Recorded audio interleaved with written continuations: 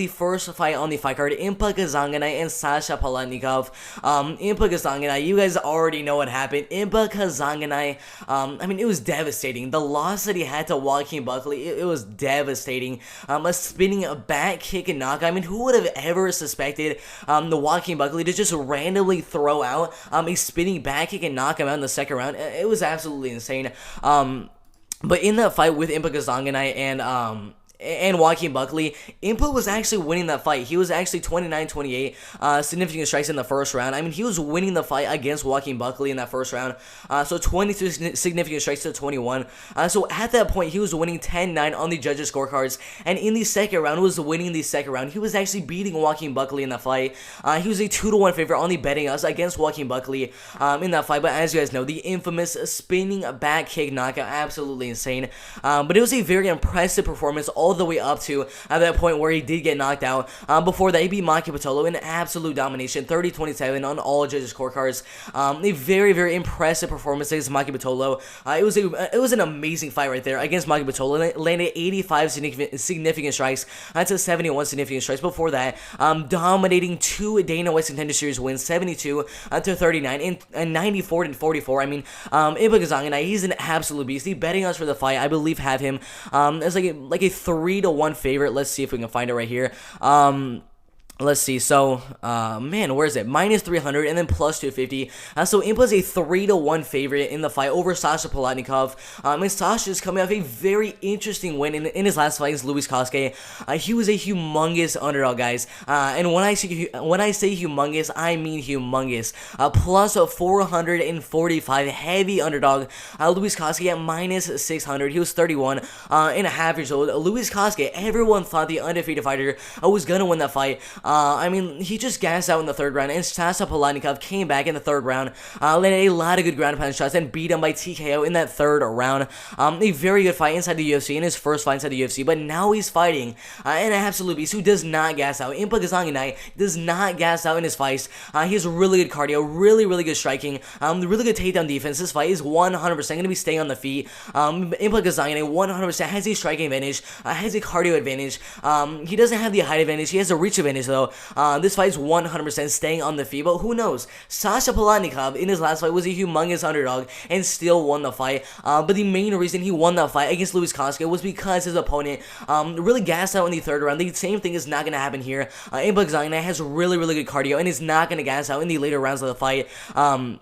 I honestly think that the whole fight is going to stay on the feet. Impa Kazanganay is probably going to do exactly what he did in his fight against Maki Pitolo, just dominate on the feet and win the fight by 30-27 unanimous decision. But who knows? Sasha Palonikov, he does have a lot of power in his hands, 6 wins and 2 losses. He had 3 knockouts on his record and 3 decisions. So who knows? He has some power in his hands, could get a knockout on Impa Kazanganay. Impa Kazanganay can also get a knockout in this fight because he does have a couple knockouts. He has no knockouts on his record. I am completely mistaken. I literally thought Impa Kazanganay had a couple knockouts on his record because he just shows so much power in his fights, but somehow does not have any knockouts on his record, which is really, really interesting. But I think this fight's going to go all the way, and I think Impa Kazanganay is going to dominate the fight on the feet and win the fight by 30-27 unanimous decision. Jung and William Knight. William Knight, you guys already know, was supposed to be fighting Alonzo Menifield, I believe. But Alonzo Menifield ended up fighting someone else in Fabio Chiron and won the fight by submission in the first round. It was a very interesting fight between Alonzo Menifield and William Knight. That fight was a 50-50 fight according to the betting odds. But, I mean, Alonzo Menifield looked really, really good against Fabio Chiron. So who knows how Alonzo Menifield and William Knight, who knows how that fight would have actually played out. But now he is fighting Jung on this fight card around 2 weeks later. Jung, 13 wins, 2 losses, and 1 draw. Coming off a draw against Sam Alvey. Before that, getting a first round knockout win over Mike Rodriguez, a third round guillotine over Kadis Ibragimov, has a lot of knockouts on his record, 10 KO TKO wins, 2 submission wins, and 1 decision win. He has a lot of power in his hands in most of his fights. If you look at that fight with if you look at his last fight inside the UFC against Sam Alvey, it was a really, really close fight. 56 significant strikes to 59 significant strikes. He did get a knockdown in the fight, no takedowns. It was a really, really close fight on the judges' scorecards in the fight. Could have gone either way. But for some reason, that fight did go to a draw. In the fight with Mike Rodriguez, he showed he has so much power in his hands that knocking him out in literally just 1 minute into the first round. Amazing performance there.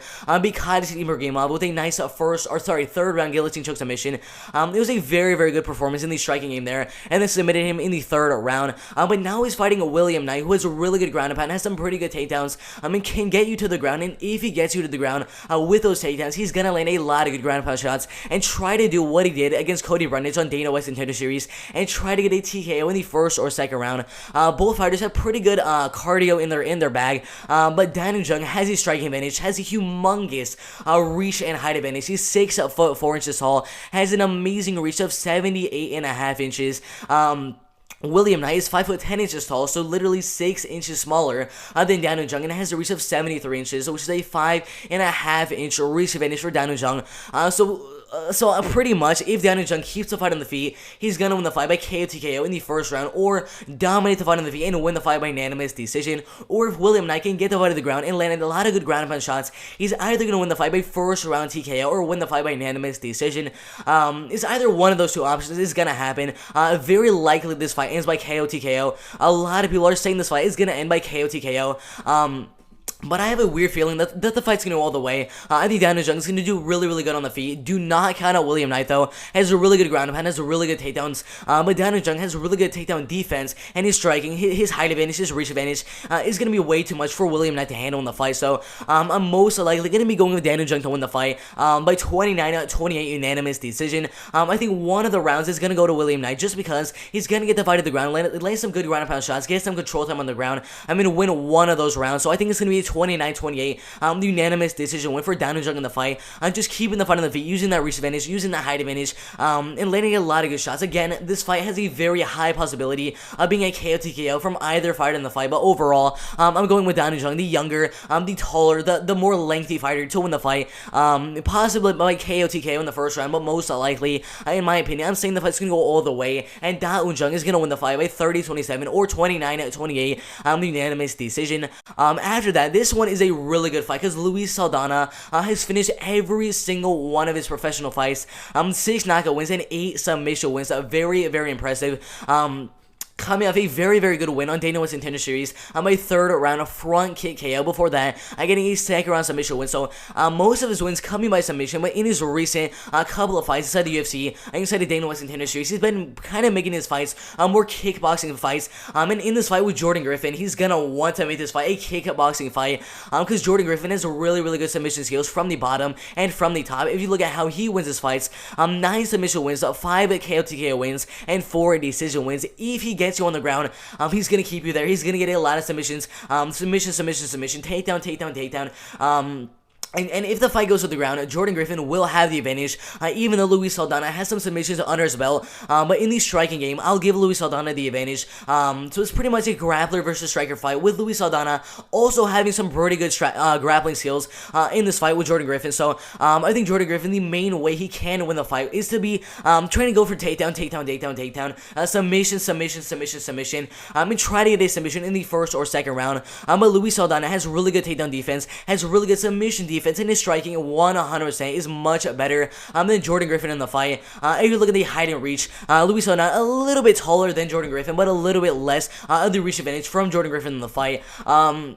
It's either Luis Saldana, in my opinion, is going to win the fight by unanimous decision in the striking game, or Jordan Griffin is going to win the fight by unanimous decision in the grappling game. And because Luis Saldana has really good takedown defense, has really good submission defense, has really good striking, has a lot of power in his hands and his feet, has really good kickboxing, showing he has a lot of really good opportunities to get a KO on the feet, and to defend the submissions and defend the takedowns from Jordan Griffin in the fight. I think overall, literally every facet of the game, Luis Saldana is going to do a lot better against Jordan Griffin in the fight, and the only way I see Jordan Griffin winning the fight is to get a submission on the ground, but I do not see that happening. Luis Saldana winning the fight by 29-28 unanimous decision. But the next fight on the fight card, Jack Shore and Hunter Azor. Grappler striker. That's pretty much all I have to say about this bantamweight fight.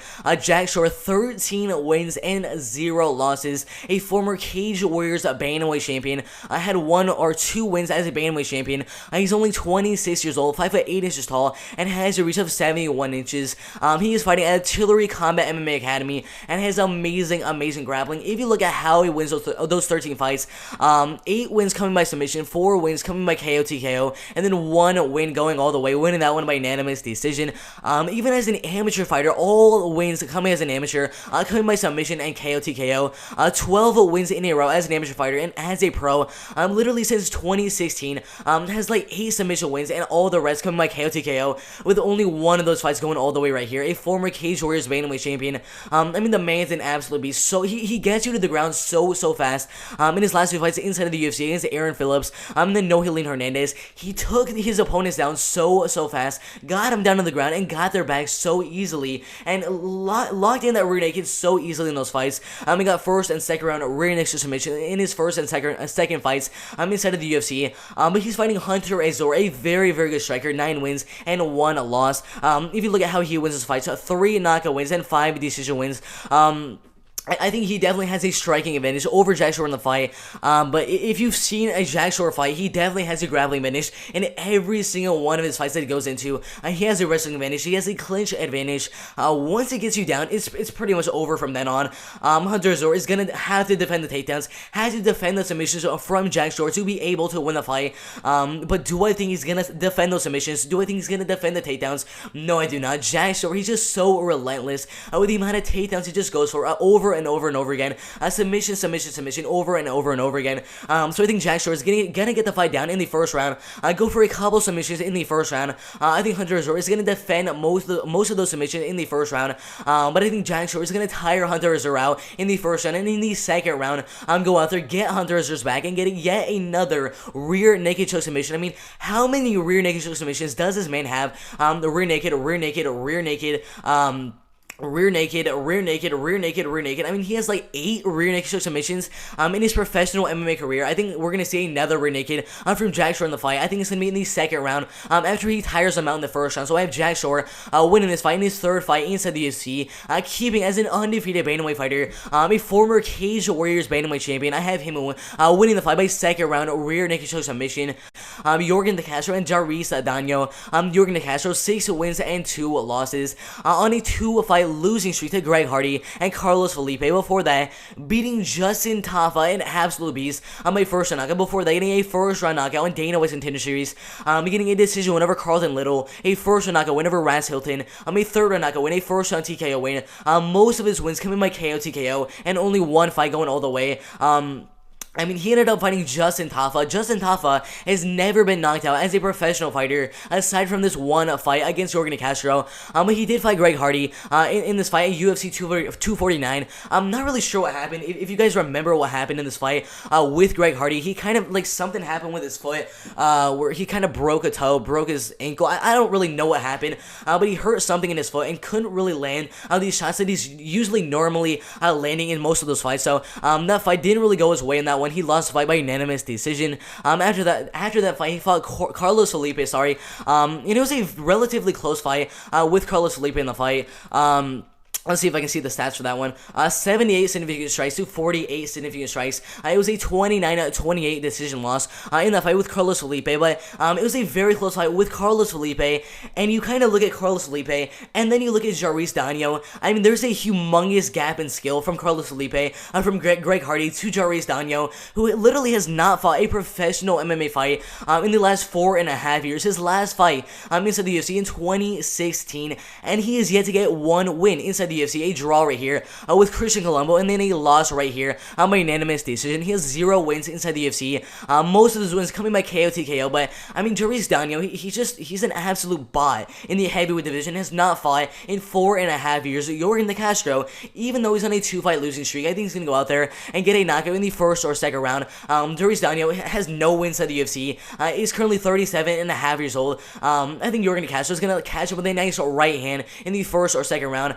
I'm sorry, Jairus Danho, this is going to be your last professional fight, because I think that Jorgen De Castro is going to retire you for good and get a first or second round KO and TKO in the fight. And then after that, this fight is really interesting. John Magdesi and Ignacio Bajamondes. I'm gonna say right now, Ignacio Bajamondes, he's only 23 and a half years old, finishes most of his fights, and guess what, guys? He is 6'3" tall, has a reach of 75 and a half inches in the lightweight division. I mean, how are you 6'3" tall and have that much of a reach advantage? And then you look at John Magdesi, 5'8" tall. That is literally a 7-inch height advantage for Ignacio Bajamondes, and then let's see right here, a 7.5-inch reach advantage for Ignacio Bajamondes. I mean, if he keeps fighting on the feet, he's gonna win the fight. I mean, that is a humongous reach advantage and a humongous height advantage for Ignacio Bajamondes. And he's only 23 and a half years old. John Magdesi, 17 wins, 7 losses. Beat Jesse Pinedo, Ross Pearson, Abel Charijo, all in dominant striking performances. Most of his wins, he tends to keep the fight on the feet and make most of his fights striking performances. And this fight is 100% staying on the feet. One of these two guys is most likely going to get a first round knockout or win the fight by unanimous decision. And if you look at Ignacio Bajamondes, 11 wins and 3 losses, 8 KO TKO wins and 3 decision wins. Has a lot of power in his hands on his fight in Dana White's Contender Series. A front kick and knockout win on Edson Gomez. A decision win against Chris Brown. I mean, Ignacio Bajamondes, he's such an exciting fighter to watch because he's such a long fighter. He's such a tall fighter. And I mean, he's really good at using that length, really good at using that height advantage in most of his fights, to keep the fight at range, land a lot of good jabs, and every now and then land a nice right hand in most of his fights. John Magdesi has never fought in a guy like Ignacio Bajamondes, who has the height of 6'3" tall and has a 75.5-inch reach in the lightweight division. That is just absolutely insane. I think John Magdesi, he is 35, almost 36 years old. Ignacio Bajamondes is 23 and a half years old, so he has the age advantage, he has the height advantage, he has the reach advantage, he has pretty much every single advantage. He has the power advantage. I mean, every single point kind of leads me to think that Ignacio Bajamondes is gonna finish the fight in the first round or win the fight by unanimous decision. 58% going for Bajamondes to win the fight by KO TKO in the first or second round. I think it's very likely we see a finish from Ignacio Bajamondes in the fight.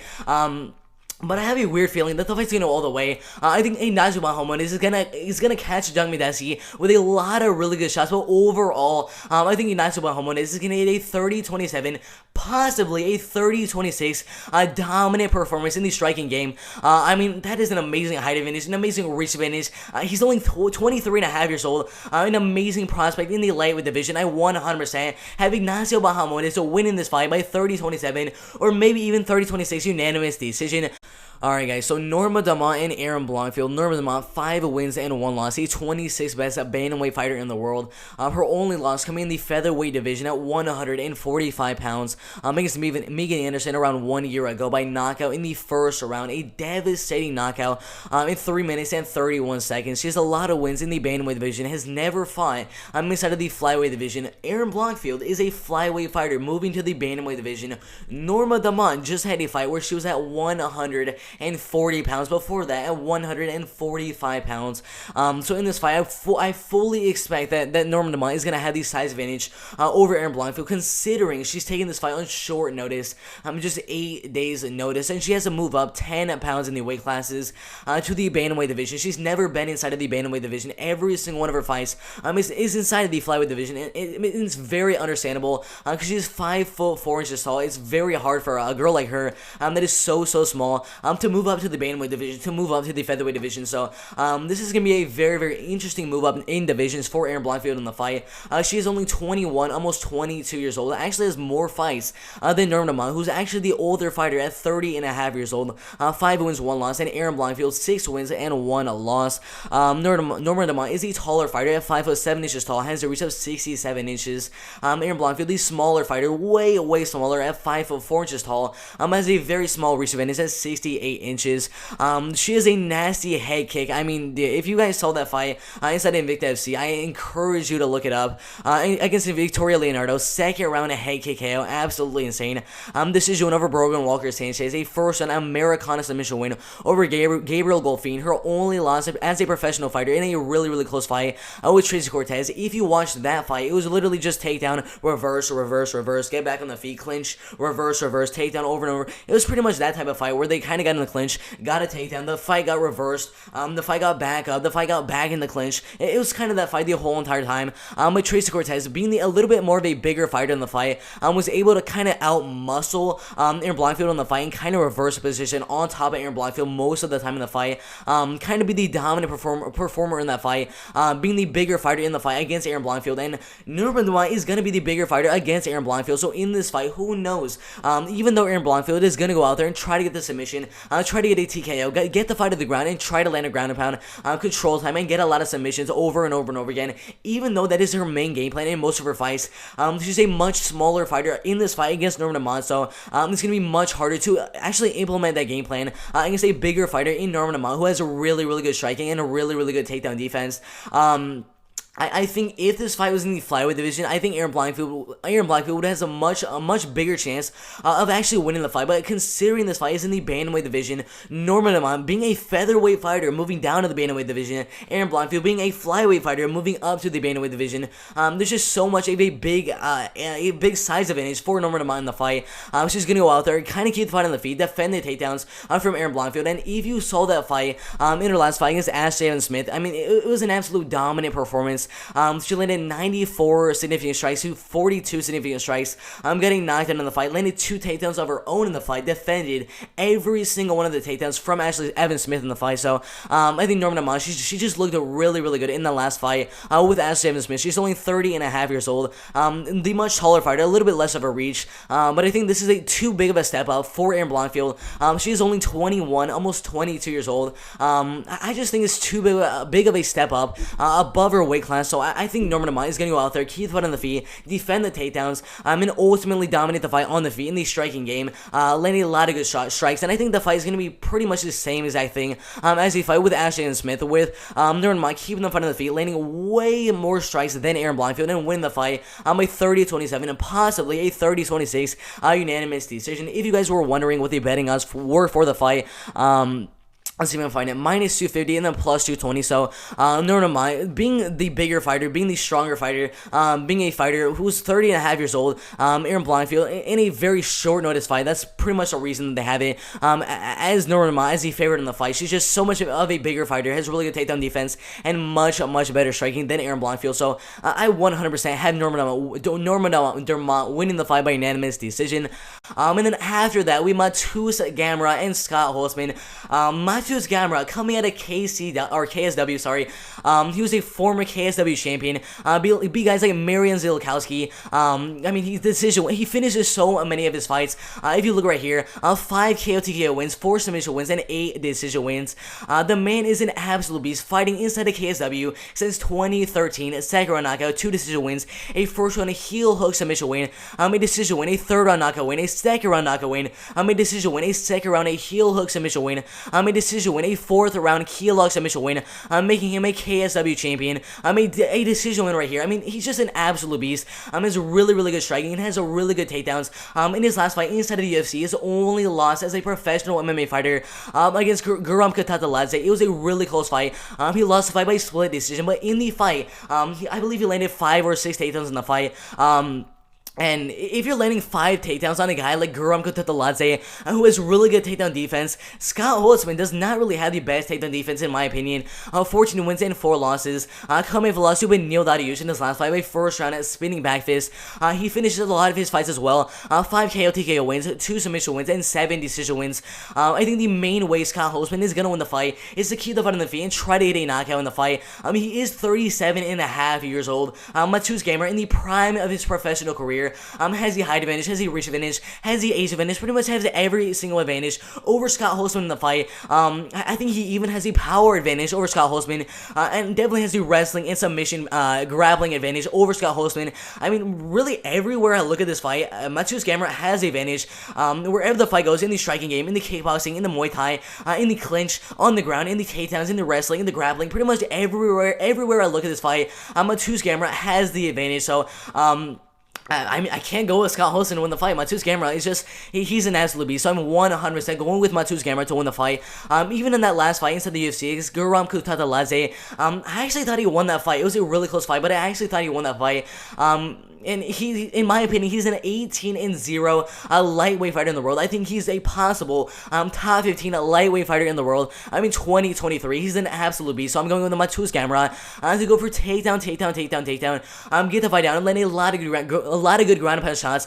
Go for a couple submission, but overall, I'm getting a 30-27 unanimous decision win against Scott Holtzman and get his first win inside the UFC in the fight. And then after that, we have Joe Salecki and Jim Miller. You guys already know what Joe Salecki is gonna do. He's gonna go for takedown over and over and over again. If you look at his last couple of fights inside of the UFC, if we can find him, Joe Salecki, right here against Matt Weidman, he had 4 takedowns in the fight, and it was an absolute dominant victory right there. 56 significant strikes to 10 significant strikes, landing at 80%.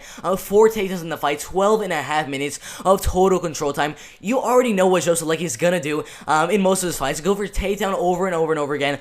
He has a lot of submissions on his record. 7 submission wins, 1 KO TKO win, and 2 decision wins. Do I think he's gonna get a submission win over Jim Miller? No, I do not. Jim Miller is one of the best submission artists the lightweight division has ever seen. If you look right here, 18 submission wins for him in the fight, 10 decision wins and 4 knockout wins. Come on, you're not gonna be able to submit Jim Miller. He's just so good at what he does. But in his last fight against Vince Pichel, he pretty much got dominated by like 3 or 4 takedowns in the fight. Let's see right here. I want to see the stats from Vince Pichel. So Vince Pichel had 3 takedowns in the fight, and it had a total of 6.5 minutes of total control time on Jim Miller in the fight. So if Vince Pichel can take down Jim Miller that many times in the fight and have that much control time in the fight, I 100% have Joe Salecki doing the exact same thing. I think Joe Salecki is going to go for like 5, maybe even 6 takedowns in the fight, get the fight down, landing a lot of good ground and pound, maybe go for some submissions, but I don't really think that is a good idea against Jim Miller, who's going to defend those submissions, kind of reverse you and get back on top of Joe Salecki. I think it's going to be a close fight, but Joe Salecki, he's just such a good wrestler, has a lot of good ground pound, has really good submission skills, really good Brazilian Jiu-Jitsu, but Joe Salecki having the wrestling advantage, and considering Jim Miller just got dominated by Vince Pichel in his last fight, getting dominated on the takedowns, in the wrestling game, in the submission game, I think Joe Salecki is going to do the exact same thing in the fight, go for a lot of takedowns and win the fight by 30-27 unanimous decision.